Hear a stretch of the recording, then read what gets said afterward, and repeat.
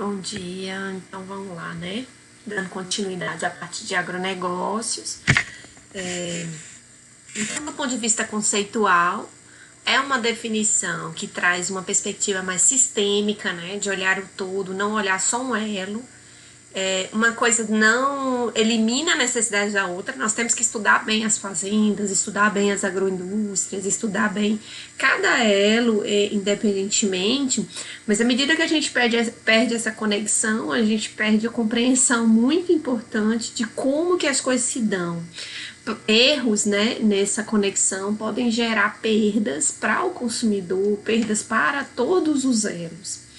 Então, é muito importante a gente compreender nessa visão sistêmica, e vocês são muito formados para uma visão muito estreita, muito particularizada, né? E aí vocês têm que começar a olhar o todo e assumir essa responsabilidade mesmo, enquanto profissionais do agronegócio, de fazer essa articulação, tá? E diferentemente dos setores produtivos que costumam não ter essa visão, vocês são esse grande elo de comunicação entre a indústria e os produtores na perspectiva logística, né?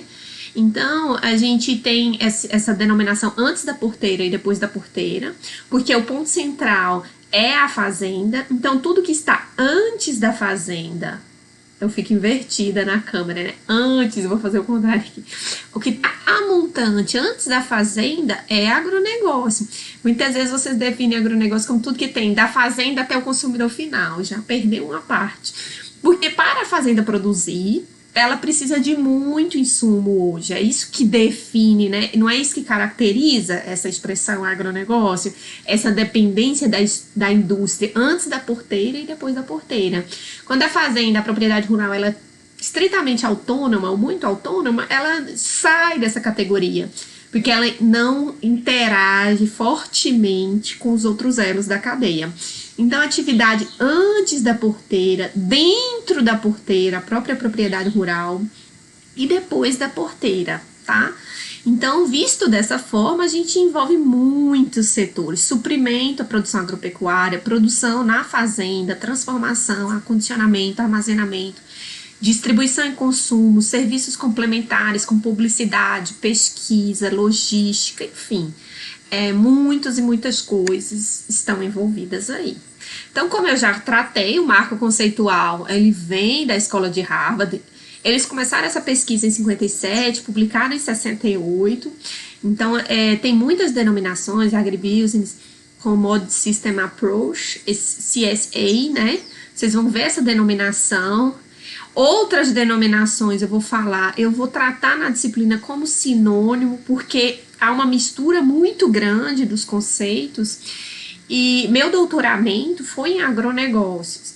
Então, de certa forma, eu me aprofundei um pouco nessa definição conceitual, mas a gente conclui que, no fim, o que importa é a compreensão disso. Essa diferença entre uma área e outra não chega a ser substancial a ponto da gente tratar aqui, tá? Então, o que é isso? É um enfoque que analisa de forma integrada o desempenho de uma organização agroindustrial. Veja, quando a gente está falando do complexo agroindustrial ou do Commodity System Approach, muitas vezes a gente parte da agroindústria como fonte central. Então, vou tentar distinguir. Às vezes, a gente considera o produto agrícola. Então, por exemplo, se eu disser o agronegócio do milho, normalmente eu diria a cadeia produtiva do milho, porque na cadeia produtiva eu defino o produto in natura. Ou eu posso falar a agroindústria do cuscuz. É menos comum porque ela é muito regional, né? Mas eu posso dizer a agroindústria da produção de móveis. Então, o elo principal deixa de ser a fazenda, a silvicultura, e passa a ser a agroindústria. Então, o que muda um pouco esse marco conceitual é em função do meu ponto central de análise, tá? E quando eu falo, em geral, agronegócio, é como se eu estivesse dizendo a soma de todas as cadeias produtivas que compõem esse agronegócio.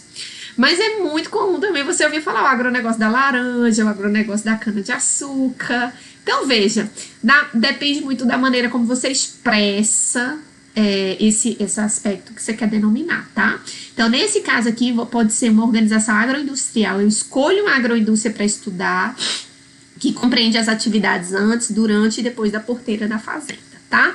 Na mesma época, em paralelo com David Goldberg, nós tivemos a escola francesa estudando a economia industrial. Foi um estudo muito semelhante e a publicação foi muito próxima, mas os Estados Unidos publicou um pouco antes, e como a escola americana é muito forte na administração, acaba que ela tem um impacto mundial e conceitual muito mais intenso. Então, quando vocês ouvirem falar de filière, que é esse termo em francês, que quer dizer fileira, né? A tradução mais literal, porque os elos formam uma espécie de fileira quando a gente desenha aquelas bolinhas, né? Então, veja que esse encadeamento das funções produtivas de um determinado setor, né? Então, aplica-se para a análise das atividades que transformam um produto de uma commodity em um produto pronto para o consumidor final. Tanto a linha francesa quanto a americana focalizam a necessidade de haver uma coordenação dos sistemas para manter e aumentar a competitividade. Aqui também a gente não tem muito tempo de aprofundar nesses sistemas de coordenação e de governança, mas um exemplo que a gente vai tratar posteriormente é a integração entre a agroindústria e os produtores. Na nossa região, o mais forte é a avicultura, que ele contrata, a gente fala, é produtor integrado, quer dizer, tem um contrato. Essa é uma forma de coordenar a cadeia, porque a gente consegue... O que acontece? Quando a gente está presencial, eu gosto muito de perguntar o quão vocês entendem desse processo de integração, qual a opinião de vocês sobre ele, se ele é bom, se ele é ruim. Então, é muito interessante que vocês reflitam sobre isso, a gente vai falar posteriormente, mas eu sei que alguns alunos aí têm até a família integrada, né? Ela fornece os frangos para a Nato, de Almeida, né? Tem uma série de Canaã, tem um monte de integradoras na nossa região. Elas são muito pujantes economicamente, elas obrigam o produtor a ser mais profissional e eficiente, porque elas controlam tudo, e isso acaba trazendo alguns aspectos positivos e negativos. Pensem sobre eles e pensem sobre essa perspectiva de que a cadeia fica mais bem coordenada dessa forma, tá? Mas a gente ainda sente falta de uma coordenação mais completa, né? Quando a gente comentou na aula síncrona sobre o marketing conceitual, né? Pensando na avicultura, sobre o uso de hormônio em frangos. Se a gente coordena melhor essa cadeia, se a gente comunica melhor entre todos os elos e, sobretudo, para o consumidor, a gente consegue mitigar esses rumores equivocados sobre um determinado assunto, né? Então, isso passa pelos veterinários, passa pelos agrônomos que estão trabalhando né? Então, voltando aqui, o conceito de agribusiness, que eles incutiram, né, o conceito seminal primeiro, a discussão mais básica é a soma total das operações de produção, distribuição e suprimentos agrícolas, das operações de produção na fazenda, do armazenamento, processamento e distribuição dos produtos agrícolas e itens produzidos a partir deles. Quando a gente fala, a produção de milho gerou R$1 milhão, mas se a gente falar o agronegócio do milho, ele deve ter gerado 10 milhões, porque para produzir milho eu tive que comprar uma colheitadeira, eu tive que comprar semente, eu tive que comprar fertilizante, entenderam? Então, inclusive o respeito para o setor mudou. Hoje, tanto é que a economia brasileira é sustentada hoje, sobretudo agora na pandemia, para essa estrutura da produção agropecuária do agronegócio. Porque a gente não contabiliza mais só o setor primário, a gente contabiliza o setor do agronegócio. É um cálculo bastante difícil, sofisticado, porque ele envolve outros setores e tem que ter uma limitação aí bem interessante. Por isso, tenham cuidado com essas denominações. Quando você falar o PIB da agropecuária é uma coisa, que é o que está dentro da fazenda, e quando a gente fala em PIB do agronegócio, aí você vai ver que tem uma diferença importante de valores, tá? Para Müller, a definição do complexo agroindustrial, tá? São as relações entre indústria e agricultura na fase em que a agricultura apresenta intensas conexões para trás ou a montante com a indústria para a agricultura e para frente, o adjusante com as agroindústrias. Tá? Então, como eu estava dizendo, existem muitas denominações, não é o foco da gente estudar isso aqui, embora seja interessante conhecer a literatura. Eu vou tratar muito de cadeia produtiva, agronegócio como sinônimos, tá? São algumas denominações muito próximas e o que importa é essa visão mais sistêmica do encadeamento dos processos. Se vocês tiverem alguma dúvida com relação a isso, coloquem no fórum, se reportem na aula presencial, na aula junto, né? Então, mas o que é importante a gente pensar, deixa eu tentar reduzir aqui porque ficou ruim para vocês, é que esse encadeamento, sabe, gente? Houve um erro, assim, essa separação de agronegócio, agricultura familiar, gerou um certo preconceito, vamos colocar assim. E o que eu não quero nem defender, porque eu acho que existem muitos equívocos políticos e de limitação, mas eu quero que vocês entendam melhor o processo. Porque o que define agronegócio não é ele acabar com o meio ambiente, ou ele acabar, enfim. São essas características aqui que estabelecem se isso é agronegócio ou não. Então, a gente vai ver que muitas pequenas propriedades são agronegócio. Então, o que caracteriza? Quando vocês forem ver se é ou não é agronegócio, vocês têm que observar essas características. A integração, a entrada, a inserção de grande capital. Esse K aqui é de capital. Esse K aqui é capital. Capital financeiro, capital intelectual, capital estrutural, capital humano. Enfim, de preferência capital social, né? Que é uma questão maior aí, mas seria muito bom e a gente conseguiria gerar muito mais riqueza se a gente tivesse esse capital. Mas então, quando você olha uma fazenda que tem um composto Barney, que tem um freestyle, que tem um packing house, que tem um monte de mão de obra qualificada, que tem estufas, enfim, isso é agronegócio. Agora, existe um contínuo aí entre um extremo e outro que não é tão simples. Mas quando você vê uma propriedade muito que vende um pouquinho do excedente, que compra um pouquinho do insumo, você já vê que ela não está inserida nessa característica fundamental, que é da intensas conexões com outros setores da economia, tá? Então, a agricultura passa a ser um ramo da indústria, tá?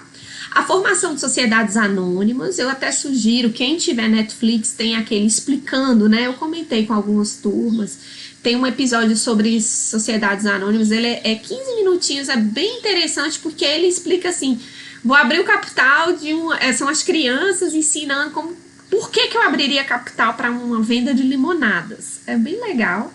Mas de uma linha geral também, esse é um assunto que eu gosto de usar o quadro e de dialogar muito com vocês. O que vocês entendem por SA? Então, sociedade anônima é quando você abre o capital. O que isso quer dizer? Normalmente as empresas que a gente conhece são sociedades limitadas, que têm número de sócios limitados e que esses sócios são conhecidos. Quando eu quero me capitalizar, eu entro no mercado de ações, eu vou vender ações para obter dinheiro e investir na minha empresa. Abrir capital é um processo bem burocrático, que envolve uma série de critérios, né, de avaliações sobre a sua empresa, de balanço patrimonial, porque é preciso dar solidez ao mercado nacional, então eu não posso deixar que uma empresa, em vias de quebrar, comece a vender ações e engane o público leigo que costuma comprar essas ações, sobretudo agora que está um modismo muito grande nessa área, né? Tenham bastante cuidado com isso, mas é uma forma muito legal de obter dinheiro e reinvestir sem pagar juros, tá? Antes, as empresas agropecuárias, elas viviam à margem desse tipo de sistema de gestão. E à medida que ela começa a se conectar com o setor industrial e urbano, ela também começa a entrar no mercado de capitais. Então, hoje, a JBS, enfim, a Klabin de celulose, enfim, muitas, aquela SLC, né? Inúmeras no Brasil e no mundo, elas passam a se formar como sociedades anônimas, tá? A formação de holdings, que são empresas que detêm, deixa eu até diminuir aqui também para ficar melhor, achei que já estava bom de ver. É uma empresa que junta outras empresas. Olha que engraçado, ele tá cortando ali.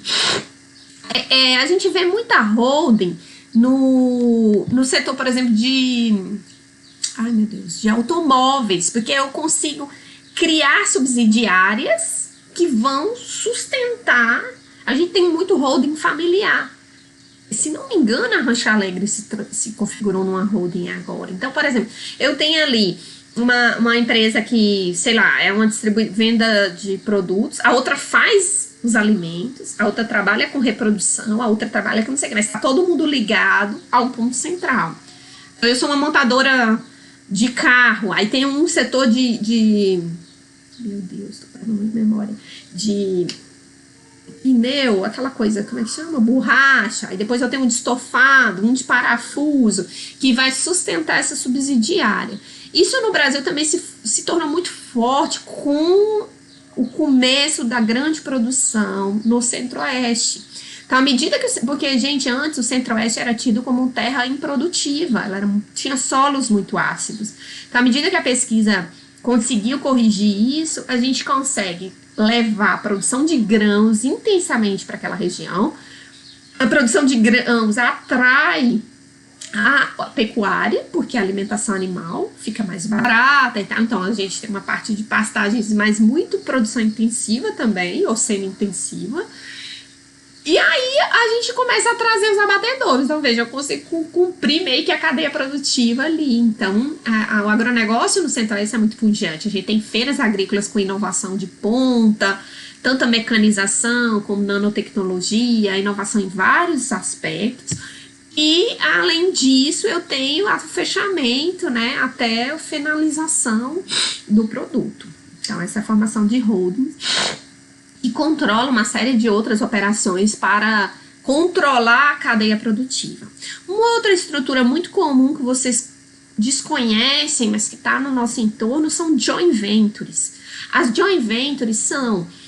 Recentemente passou até acho que a Lava Jato pegou uma joint venture dessas operações aí, mas não tem nada a ver, não necessariamente tem a ver com corrupção, tá? O joint venture é uma formação CNPJ, uma estrutura organizacional que é constituída quando duas corporações que são concorrentes entre si se unem com um objetivo único.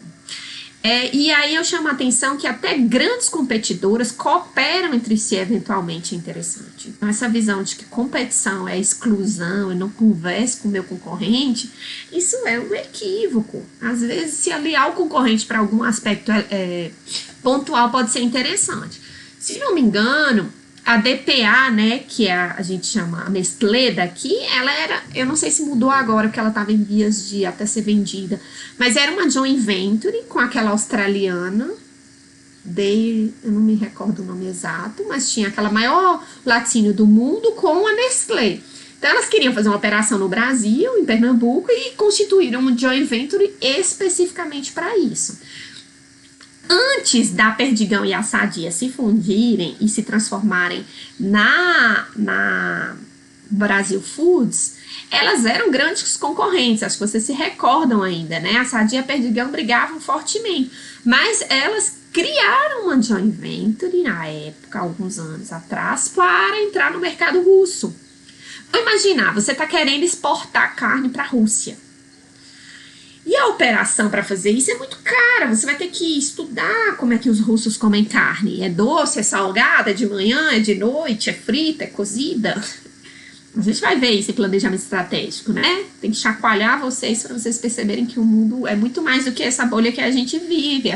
Outros países têm consumos muito diferentes. Então, se eu quero vender para eles, eu não posso me basear na forma de consumo brasileira, né?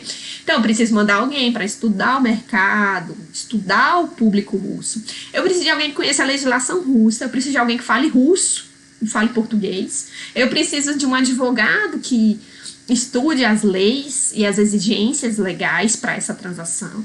Então, o custo de uma exportação, e eu ainda não sei se vai dar certo. Eu tenho que dimensionar esse mercado e tudo mais. Então, eu tenho um investimento muito alto de risco para entrar em alguns mercados. Então, à época, a Perdigão e a Sadia fizeram uma joint venture, um escritório, uma empresa em que as duas investiram recursos para esse objetivo fim, exportar para a Rússia. E aí eles conseguem entrar com produtos de ambas, e aí a negociação interna, como é que vai funcionar, se eles vão criar uma terceira marca aí comum, ou se cada um vai ter uma parcela do mercado. Essa negociação aí tem 1000 possibilidades, mas é uma estrutura organizacional muito interessante se pensar, tá? E a integração entre pequenos produtores e grandes corporações. Aqui entra aquela integração que a gente chama de integração vertical, tá, gente? Vertical porque a agroindústria, ela tá acima e ela integra a fazenda. Eu vou usar muito o exemplo da avicultura, que é o mais próximo da gente. Eu gosto de usar nome de empresa local, mas é perigoso, né? Porque às vezes eu faço algumas críticas ao sistema e parece que eu estou criticando especificamente aquela empresa, que não é o caso. Então, integradora, né? É a avicultura que abate o animal. Ela faz um contrato, é assim que funciona, para aqueles que ainda não tiveram contato com essa estrutura. Vou imaginar que você é produtor de frango. E frango caipira demora muito para ficar pronto. Um sai grande, outro pequeno, a coxa é de um tamanho, a coxa de outro. E o custo é mais alto.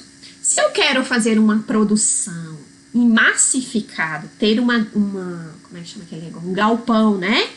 De frango para produzir muito, eu vou economizar, eu vou ter um animal mais padronizado, eu vou ter os lotes sendo terminados no mesmo tempo, eu tenho uma perspectiva muito mais industrial. Veja como isso é muito mais agronegócio do que a criação, como é que fala? Caipira, né? Como costuma acontecer? Vamos lá, a Nato, a Zé Almeida, essas grandes agroindústrias, elas não querem comprar fazendas. É muito caro elas manterem a estrutura na fazenda, um monte de funcionário. Então, só que elas também não querem ficar à mercê de alguém lá e vender um frango no padrão de cada um. Então, o que ela faz? Ela integração vertical via contrato. Ao invés dela comprar uma fazenda, ela faz um contrato com o produtor, com uma série de exigências e controles. Olha, eu vou te dar o pinto, eu vou te dar assistência técnica, eu vou dar sim, né? Eu vou te oferecer a um certo custo e assistência técnica, alimentação, sanidade, a visita frequente, e você tem a obrigação de me vender a um preço relativamente baixo. Por quê? Porque quando eu faço um contrato antecipado de compra e venda, gente, eu reduzo o risco. Eu não vou ter que esperar meu produto estar quase terminado para ir procurar um comprador. Já está vendido. Então, quando eu reduzo esse risco, normalmente o preço cai, certo? Então, alguns estudos mostram, principalmente em Minas, né? A gente não tem muita pesquisa aqui nessa área, que é interessante para o produtor. Ele costuma ganhar mais. Mas existe uma crítica muito grande, sobretudo da sociologia do trabalho, a essa relação, porque o produtor, o avicultor, ele passa a ser uma espécie de funcionário da agroindústria. Ele tem que trabalhar, entregar qualquer problema. E aí, essa é uma outra crítica que acontece, eu gosto muito de usar o quadro, eu estou sentindo muita falta, é que o integrador, já que ele está pagando menos, combinando, o risco de mercado deveria ficar com ele, mas ele acaba distribuindo esse risco. Se houver uma redução no consumo, ele entrega menos pinto, então ele dilui o risco com o produtor. Isso é inadequado. Alguns alunos falam, mas professora, mas ele tá certo, afinal de contas, se não tem muito mercado, por que ele vai levar tanto pinto e ampliar esse problema? Não, ele deveria assumir uma parcela maior desse risco, porque quando ele ganha, quando o mercado está muito melhor, ele ganha muito mais em torno disso, certo?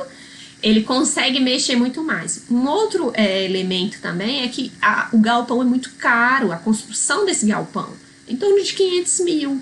E aí o produtor, ele financia esse galpão com essa agroindústria e ele fica pagando muitos anos, então ele gera uma relação de dependência muito grande.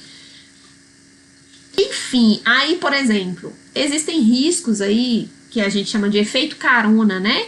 Que eu falo muito que a corrupção, ela tá nessas relações privadas também. Às vezes o produtor, ele desvia um pouco da ração que ele recebe da agroindústria e dá para as galinhas caipiras que vende para o vizinho.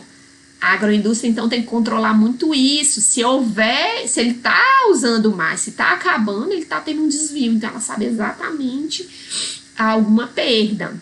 Outra questão, se houver um problema sanitário, se morrerem animais, a responsabilidade é exclusiva do produtor. Então, eu não estou dizendo que a integração seja ruim. Pelo contrário, eu acho sensacional, porque os produtores são obrigados a anotar tudo, a controlar tudo e serem eficientes, que é meu sonho de consumo. Tem até um ex-aluno que trabalhou muitos anos comigo no GPGR Leite, e hoje ele trabalha no integrador. E um dia ele antes de ir para a integradora, ele trabalhou numa fazenda de leite. E eventualmente eu o convidava para dar uma palestrinha contando, porque ele fez uma mudança bem radical e linda numa fazenda de leite, assim, com COI, COT, todos os itens. E ele anotou tudo, então ele mostrou o que ele fez, o que mudou, muito bem feito, assim. E depois ele saiu dessa fazenda. E aí, uma vez, numa dessas palestras, um aluno perguntou assim, fulano, e na avicultura, como que é? Você conseguiu implementar essas mudanças? Você faz essa conta e tal? Ele falou, olha, eu até me surpreendi. Ele falou, a gente na avicultura tá anos-luz à frente da pecuária leiteira. Lá a gente já trabalha com um nível de sofisticação, de redução de custo, de aumento de eficiência muito maior, porque a gente controla as coisas enormemente. Quanto o leite, quando alguém anota, a gente está achando o máximo, aqui você já tem que saber quantas gramas de alimentação interferiu no ganho de peso e o quanto, enfim. Então, isso é bom, a gente precisa desse padrão, precisa desse controle. Então, qual é a crítica e qual é? Primeiro, eu quero que vocês reflitam sobre isso, né? E quem tiver essa experiência pode falar, acho muito rico quando alguém conta como que é, para a gente ampliar essa noção de realidade, né? Mas o que eu chamo a atenção, que é um grande desafio na nossa região, é a falta de organização social dos produtores. Porque vamos pensar, uma agroindústria integradora, ela é grande, normalmente ela pode contratar uma junta de advogados muito bons para preparar um contrato muito conveniente à agroindústria. Não estou dizendo que é sempre assim, mas é uma possibilidade latente. Aí, se você lê o contrato, raramente. Aí, se você lê o contrato e falar assim, não concordo com essa cláusula aqui, X e Y. O que a integradora vai falar? Sinto muito por você, então não assina, eu arrumo outra ali na esquina. Né? Vocês já estão pensando nisso. Então, qual é a questão? Existe diálogo, existe uma discussão equitativa, mais justa, de organizar itens de um contrato de uma maneira mais, né, boa para a cadeia, para todos os elos da cadeia? Não, porque existe uma assimetria muito grande de poder e de conhecimento. Então, os ricos, milionários, donos das agroindústrias, tem jatinho, que tem não sei quantas mil fazendas, que a gente sabe que é muito ruim, e tem o produtorzinho ali que a escolaridade é baixa, não se impõe, ou às vezes se impõe de uma maneira muito brutal na força física e pouco na discussão da linguagem, né? Então, essa assimetria, essa diferença muito grande é péssima. Como que a gente conseguiria corrigir isso? Sei que não é fácil, de novo, mas nós deveríamos nos organizar socialmente mais. Juntar vários produtores, não é para brigar com a agroindústria, de forma alguma, porque ela é útil para a gente, ela é importante, ela é necessária. A riqueza dela reverbera na riqueza do produtor, mas para conversar de uma maneira mais igualitária. Então, se eu sozinha não assinar o contrato, isso não muda nada na vida da agroindústria, só me prejudica caso eu queira muito. Mas se eu me unir com um grupo de produtores para discutir um contrato mais equitativo, que seja mais justo e que a gente se engaje mais na causa da agroindústria, é bom para todo mundo. A dificuldade é chegar nesse bom senso, nesse equilíbrio, porque o contrato de integração vertical é uma forma de coordenar cadeias produtivas. Eu consigo ter frequência na entrega, então eu sempre tenho um animal, eu me organizo melhor. Eu consigo ter padrão, tamanho da coxa, da sobrecoxa, do peito de frango é um padrão. Eu consigo ter sanidade, eu consigo ter controle de custos e renda. tudo que a gente quer naquelas cadeias produtivas, vamos voltar aqui, eu consigo mais ou menos organizar isso. Eu entrego os insumos na fazenda, eu tenho prazos, a indústria sabe quantos frangos vai receber de acordo com essa integração. O consumidor costuma estar mais satisfeito porque ele paga barato, relativamente barato, uma proteína barata, e aí isso tudo acontece. A gente não tem isso em caprinos e ovinos, não tem isso em bovinocultura leiteira, não corte, a gente tem raros casos, mesmo assim não funciona. A gente tem isso também para suinocultura em algumas regiões. Minas tem muito, Estados Unidos, Canadá, muita suinocultura integrada. Então seria ótimo, né? Mas na prática a gente vê uma certa exploração de um setor em detrimento do outro. Ok? Então, gente, eu sei que isso é um tema polêmico, que envolve muitas coisas da nossa região. Gostaria muito que vocês se manifestassem. Eu talvez tenha me esquecido de discutir um pouco mais esse ponto. Eu gostaria muito de ouvi-los, tá? Então, só para fechar esse bloco agora, as características que a gente tá falando, né? Então, essas estruturas aqui que eu tô dizendo, integração por contrato, isso tudo vem com o agronegócio. À medida que a indústria e outros setores começam a conversar, assinar contratos, a gente tá tendo uma intensa conexão com os setores, tá? Então, novamente, visão holística, a gente já falou bastante, interrelação, interdependência setorial. Então, desde a Revolução Verde, né, que a gente começou a ter que comprar sementes, herbicidas, irrigação, fazer correção de solo, a gente começa a ter uma interrelação, se relacionar com outros setores, mas isso também gera uma dependência. Então, acho que a gente também já falou, mas é bom reforçar. Eu compro uma semente muito boa, só que ela não funciona para o outro ano. Não adianta eu guardar uma parte dessa semente, porque ela é híbrida. Eu preciso todo ano comprar essa semente. Eu preciso comprar o sêmen de outra área. Eu preciso comprar o nitrogênio. Então, eu fico dependente da indústria externa. Existem críticas com relação a isso. Eu, novamente, entendo que o Brasil é muito heterogêneo e não existe um formato único de aprendizado. Deslocamento do centro de análise. Então, a fazenda, ela é muito importante, ela é o centro, mas o consumidor, ele começa a tomar um domínio, né, de tudo, embora que a gente ainda está aprendendo a ouvi-lo. E eu até publiquei um artigo que discute quanto que o marketing não deve ser o foco das fazendas leiteiras, por exemplo. Não porque o produtor de leite não deva se preocupar com o consumidor, mas porque a distância, a simetria é tão grande que a indústria de laticínios é que devia ser essa ponte.